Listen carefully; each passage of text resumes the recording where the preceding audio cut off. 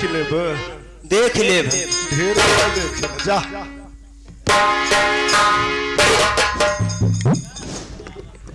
नौटंकी मंच पर दिखाए जा रहे जो ये प्रहसन दिखाए जाते हैं जोकरों के द्वारा, जिस तरह का शब्दों का भी प्रयोग कर रहा था ये कलाकार, और इसके पहले कुछ दृश्य दिखा था यहाँ रंगमंच के ऊपर डांसर और जोकर का, इसे अन्यथा ना लीजिए, क्योंकि इसके बाद आपके सामने आया होगा कि जब जोकर ने बदतमीजी की तो डांसरों ने उन्हें पीटा। कहने का मतलब बुरे काम का बुरा नतीजा, और गलत करता है और मार खाबा।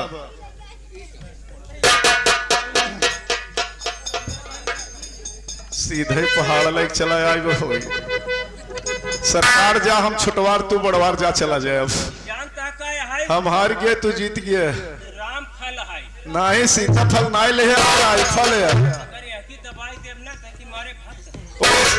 वैसे पहले से धुआं दे तो बिना मारे बड़वार में नहीं है सरकार जा। तो सवाल ये होता है कि जब रंगमंच पर जोकर जो है जो कला दिखाता है अभद्र तरीके का, उसके अपोजिट में डांसर उसे मारते पीटते हैं। कहने का मतलब है कि गलत काम करने का नतीजा गलत ही होता है। तो इसलिए इससे सीख आप ले सकते हैं कि उसकी गलतियों पर उसे पीटा जाता है, मारा जाता है। इसका मतलब है समाज में आप गलती करेंगे तो आपको भी मारा पीटा जाएगा, सताया जाएगा। बहरहाल ये तो जोकर के ऊपर था। आइए आप लोगों के बीच में मैं 5 मिनट का चौबोल पेश करूंगा, ज्यादा समय नहीं लूंगा। इस उपलक्ष्य में ये कार्यक्रम हुआ है, होम किया गया है, ये भवन बना हुआ है, बड़ा सुंदर सा, बड़ा अच्छा लग रहा है। इसी के उपलक्ष्य में बहुत सारा, मैं क्या बताऊं, हमारे गोकुल साहब ने बताया कि कुछ निशान वगैरह बहुत सारी चीजें हुई थी, पर आज भोज भंडारा हुआ, ये ज्यादा महत्वपूर्ण रखता है। तो ये भोज भंडारा जो किया गया है, मैं इसी के उपलक्ष्य में चौबोल पेश करूंगा। लेकिन सबसे पहले यादव वंशावली पर एक नजर 2 मिनट का, और फिर बाद में हम इसको 5 मिनट में खत्म करेंगे। ये मतलब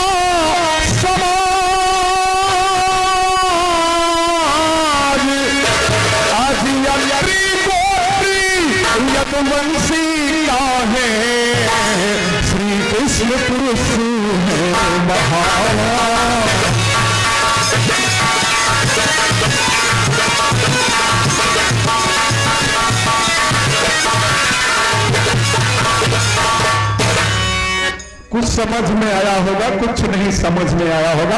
अब बात को समझ लीजिए हिंदी में।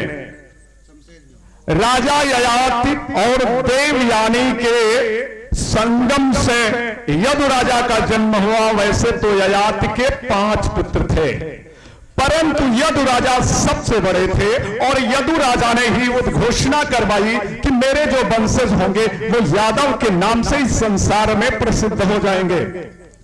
तथापि इसके बावजूद वही राजा ययात के वंशज यादव कहलाए, और यादवों की गोत्र जो है वो अत्रि गोत्र होती है। और यादवों में सर्वश्रेष्ठ महापुरुष, सबसे प्रसिद्ध महापुरुष और विश्व गुरु, यहां तक कि वैज्ञानिक शोध के अनुसार भगवान की सबसे प्रथम मान्यता भी प्राप्त हुई है। भगवान श्री कृष्ण को यादवों का श्रेष्ठ पुरुष कहा जाता है। आइए अब श्री कृष्ण भगवान की वंशावली की तरफ ध्यान देंगे। यादव भाइयों से विशेष अनुग्रह है कि आप जरूर ध्यान से सुनिएगा, सारी शंकाएं मिटा दूंगा। आज मैं बताऊंगा कि वास्तव में यादव है क्या, और आप अपने आप को समझते क्या है। मकसद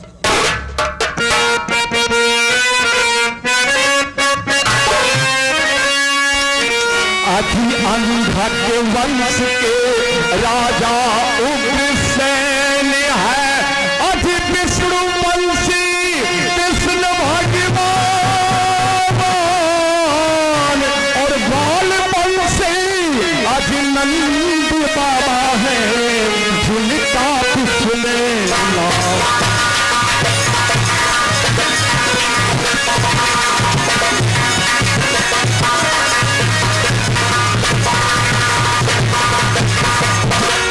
बात समझ में आ जाए इसलिए मैं एक एक बात बता रहा हूं, ध्यान दीजिए। महाराज उग्रसेन जो कंस के पिता कहे जाते हैं वो कौन से यादव थे? वो अंधक वंश के राजा थे, मतलब अंधक यादव थे। और उसके बाद श्री कृष्ण भगवान के पिता श्री वसुदेव और वसुदेव जी के पिता सूरसेन राजा, जो ना जानते हो जान लीजिएगा, बोल दीजिए।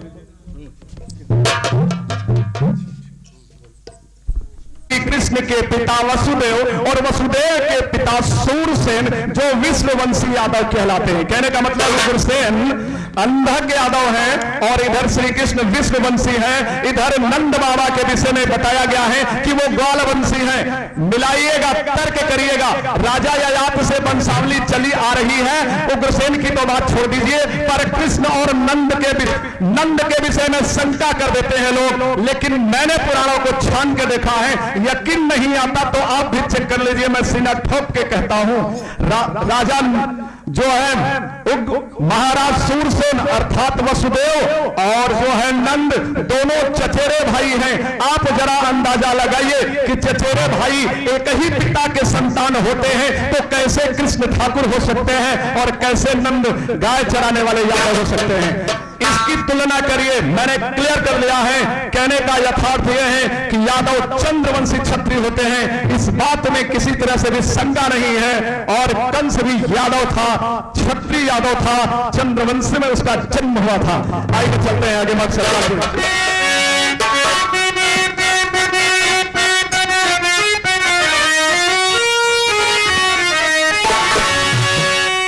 आज कृष्ण का जन्म जेल में हुआ, जिसकी घड़ी द्वार के ताले बंद, पहरेदार सो गए। आज गोकुल में कृष्ण को गए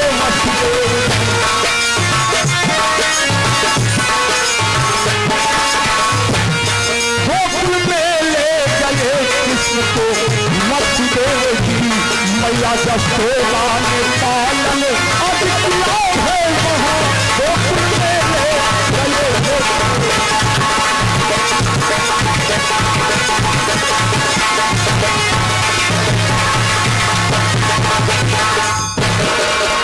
कृष्ण का जन्म हुआ जेल में। जेल में जब कृष्ण का जन्म हुआ तो वसुदेव जी लेकर के चला गए कहा? नंद बाबा के यहाँ गोकुल में। वहां पर बालक को लिटाया, एक कन्या लेकर के आए। कन्या को कंस ने पटका, हाथ से छूटी, अष्टभुजो ही विंध्याचल में जाकर पूजी जाने लगी। आगे देखिए अगले प्रसंग में।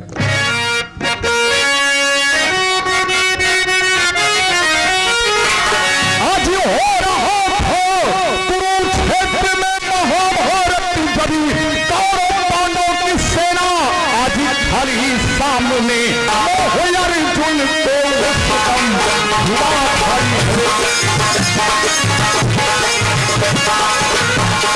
अर्जुन को खत्म हुआ भाई है, गीता की ज्ञान कृष्णा में यज्ञशाला सुनो।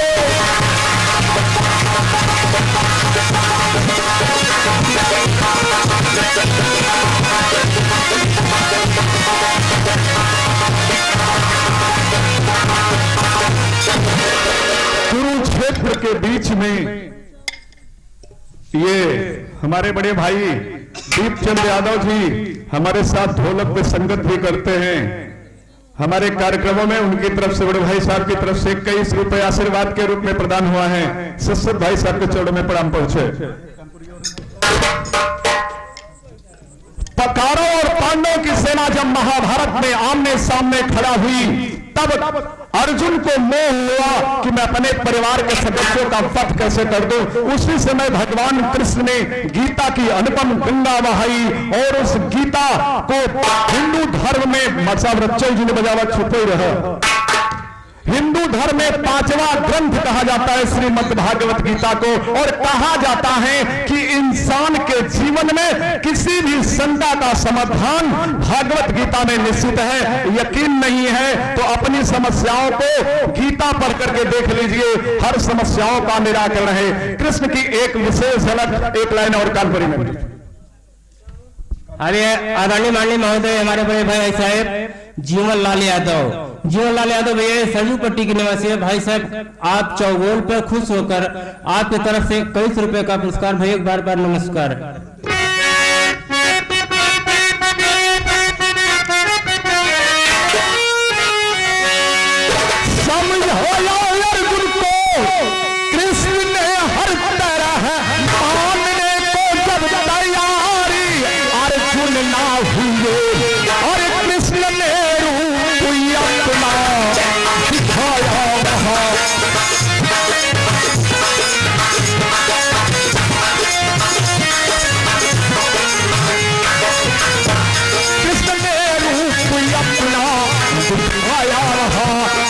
संसार में कृष्ण ही दिख रहे।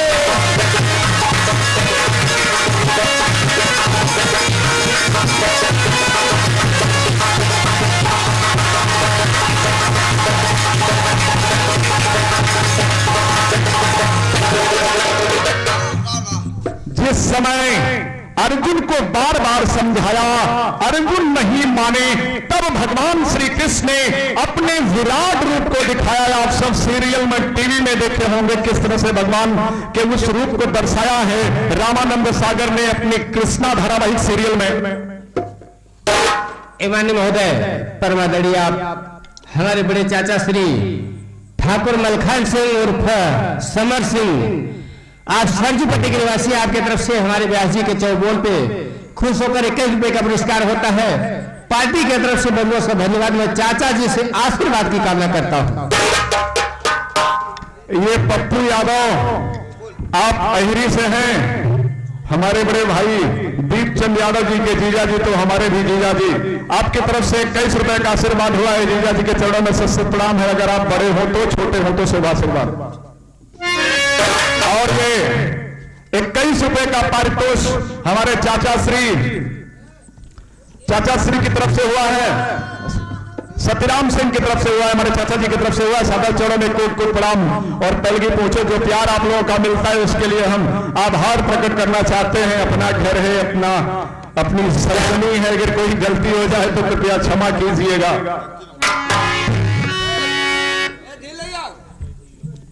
अभी ये डट्टी कार्ड के माध्यम से आया है Shri Devendra Singh Bhola, proprietor Maurya studio and screen printing. Maurya studio and screen printing camera भी लिए हैं जनाब। इसका मतलब आप शूटिंग और रिकॉर्डिंग भी करते हैं। आपकी तरफ से ये 11 रुपए का पुरस्कार प्रदान होता है। सादर नमस्कार पहुंचे। हमारे माननीय भाई, बड़े भाई साहब रामू, जिनकी जीसीबी आप सरजू पट्टी तिराहे से लेके चंपापुर तक चल रही है, पीछे श्रृंगार भवन में है। आपकी तरफ से 21 रुपए का पुरस्कार है। पार्टी की तरफ से बहुत बहुत धन्यवाद, आशीर्वाद की कामना है मेरे भाई साहब की तरफ से। लेकिन चाचा जी समर सिंह को आप जो है बुला रहे हैं उधर। तो जिस समय विराट स्वरूप दिखाया, ज्ञान प्राप्त हुआ, तब अर्जुन तैयार हो गए, मैं युद्ध करूंगा। इधर धृतराष्ट्र महाराज पूछ रहे हैं किससे? अपने उस मंत्री जो दिव्य दृष्टि से देख रहे थे संजय, कि संजय तुम बताओ कि महाभारत के युद्ध में कौन विजेता बनेगा? तो उस समय संजय बतलाते हैं कि जेहि के रथ हाकत बनवारी, तेहि के काज को सकत बिगारी। आए महाराज, मैं क्या बताऊं, जब अर्जुन के रथ को स्वयं भगवान कृष्ण चला रहे हो तो आप मुझसे क्या पूछते हैं? विजय तो पांडवों की होगी। अंतिम प्रमाण भीष्म ने प्रतिज्ञा कर लिया था कि मैं कृष्ण को शस्त्र उठाने पर विवश कर दूंगा। एक लाइन उस प्रसंग पर, आखिर जाने की भगवान कृष्ण ने चक्र आखिर क्यों उठा लिया? परमदड़िया हमारे छोटे भाई साहब सुरेश यादव जी की तरफ से 21 रुपए का पुरस्कार है। हमारे पार्टी की तरफ से बहुत बहुत धन्यवाद, आशीर्वाद की कामना है छोटे भाई से आपके तरफ से। और ये 21 रुपए का पुरस्कार 50 की नोट से हमारे बाबा श्री प्रेमचंद यादव, आप नारायण जी के निवासी हैं, आपकी तरफ से 21 रुपए का पुरस्कार है 50 की नोट से। पार्टी की तरफ से बहुत बहुत धन्यवाद, आशीर्वाद की कामना है। भाई साहब को नमस्कार पहुंचे।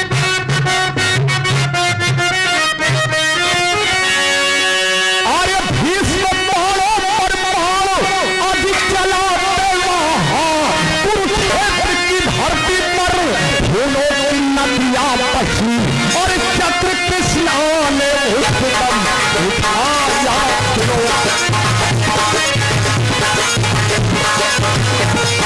कृष्णा ने उठदम उठाया सुनो, सारे कुरुक्षेत्र में यदि खलबली मची गई।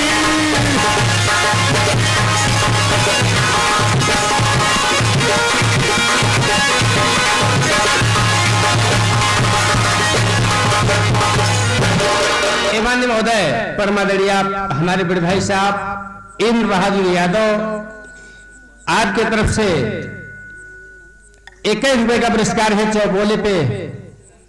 पार्टी की तरफ से बहुत बहुत धन्यवाद, आशीर्वाद की कामना है बड़े भाई साहब की तरफ से। और 21 रुपए का पुरस्कार बड़े भाई साहब जगवंता यादव। जगवंता यादव, आप ग्राम सभा बस्ती रामजगनपुरा के निवासी हैं, आपके तरफ से हुआ है चौबोले के बोल पे। पार्टी की तरफ से बहुत बहुत धन्यवाद, आशीर्वाद की कामना है बड़े भाई साहब की तरफ से। ये 23 रुपए का पुरस्कार परम श्रद्धेय हमारे बड़े पिताजी राज बहादुर यादव जी, हमारे बड़े भाई दीपचंद जी के पिताजी की तरफ से होता है। पिताजी के चरणों में सादर प्रणाम पहुंचे। बात को समझ रहे, जिस समय भीष्म ने इतनी बाणों की वर्षा कर दी कि महाभारत में खूनों की नदियां बहने लगी, तमाम वीर त्राहिमाम त्राहिमाम करने लगे। भगवान कृष्ण ने कहा, अर्जुन केवल तुम ही एक ऐसे योद्धा हो जो भीष्म का मुकाबला कर सकते हो। बाण चलाओ, बाण चलाओ, अगर तुम्हें युद्ध को जीतना है, अगर धर्म की रक्षा करना है। परंतु अर्जुन निराश बैठे रहे, बाण जब नहीं चलाए, तब भगवान श्री कृष्ण ने चक्र उठाया और कहा, मैं तो भीष्म अवश्य करूंगा, अन्यथा मेरी आंखों के सामने धर्म हार जाएगा और अधर्म विजयी हो जाएगा। तब चक्र लेकर के बढ़े और चक्र को हाथों में धारण करके भीष्म को शिक्षा देना चाहते थे कि आपने जो प्रतिज्ञा करी कि मैं आजीवन विवाह नहीं करूंगा, वह तुम्हारी प्रतिज्ञा गलत थी। आवश्यकता पड़ने पर प्रतिज्ञा को तोड़ देना ही मनुष्य का प्रथम कर्तव्य है। क्योंकि अगर भीष्म प्रतिज्ञा तोड़ दिए होते विवाह करने वाली, तो महाभारत का इतना बड़ा महाविनाश नहीं होता, क्योंकि भीष्म का कोई पुत्र जरूर हो जाता और वह एक छत्रराज करता। उन दो भाइयों के आपस के विवाद तो नहीं होते। लेकिन अंततः जब महाभारत का युद्ध हुआ, सारे के सारे कौरव मारे गए, लाश पर लाश गिरी, खून की नदियां बह चली। गंधारी और धृतराष्ट्र पहुंचे और जब लाश को देखा, इतनी लाश देख करके गंधारी ने कृष्ण को कहा कि ऐ कृष्ण, तुमने अपनी आंखों के सामने मेरे समस्त कुरुवंश का विनाश करा दिया। अगर तुम चाहते तो मेरे कुरुवंश का विनाश नहीं होता, मेरे 100 के 100 पुत्र मारे नहीं जाते। इसलिए मैं तुम्हें श्राप देती हूं कि तुम खड़े के खड़े रह जाओगे और तुम्हारी आंखों के सामने ही तुम्हारे यादवों का संहार हो जाएगा। कालांतर में समय बीता और समय बीतने के बाद समय कम है, इसलिए मैं बहुत जल्दी बताने का प्रयास कर रहा हूं। श्राप के कारण आखिर सभी यादव आपस में लड़ गए और लड़ते लड़ते एक दूसरे को मारते मारते यादव मृत्यु अवस्था में हो गए। और स्थिति ये हुई कि बाल का अवतार उस बहलिये ने मारा भगवान श्री कृष्ण के उस पैर में, जहां उनकी जान रहा करती थी। वो भी स्वर्गलोक को चले गए। अब आप शंका में आ गए कि जब सभी यादव मारे गए तो अब जो यादव बैठे हुए वो कौन है। मैं बता रहा हूं कि इस समय मौके पे जो यादव हैं वो यादव कौन है और उनकी वंशावली क्या है। अंतिम प्रमाण साहब, हेलो। माननीय महोदय परमादरणीय श्यामलाल प्रजापति जी, आप ग्राम सभा बस्ती के निवासी हैं, आपकी तरफ से 21 रुपए का पुरस्कार हमारे व्यास जी के चौबोल पे हुआ है। पार्टी की तरफ से बहुत बहुत धन्यवाद, आशीर्वाद की कामना है मेरे भाई साहब की तरफ से। ये हमारे बड़े भाई दीपचंद के लड़के, नमो भुलाए गए यार, बच्चा के नाम वीरेंद्र कुमार। वीरेंद्र यह रहबई नहीं करते तो कैसे जानी, अगर यहाँ रहे तो बराबर हमें मालूम पड़े। बच्चे की तरफ से 21 रुपए का पुरस्कार है, शुभ आशीर्वाद है कि वह वृद्धि करे, शिक्षा में विकास करे।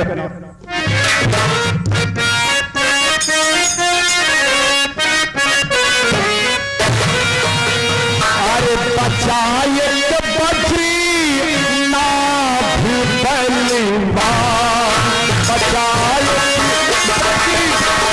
भी